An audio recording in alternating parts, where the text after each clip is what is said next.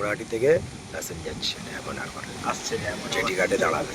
Jetty ঘাট আছে না, ওই চাইবে ওটা আসছে কুমড়াহাটি থেকে দাঁড়াবে ওই জায়গাটা, এই জায়গাটা দাঁড়াবে, এই আসছে।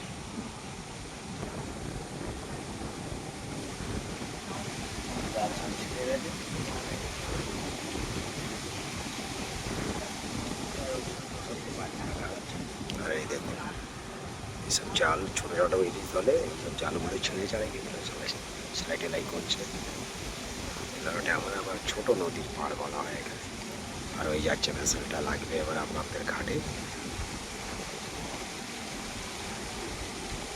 কুমড়াহাটি থেকে ডায়মন্ড হারবার ভ্যাসেলটা আসে, এবার ঘাটে লাগাবে, দূরত্বই আছে।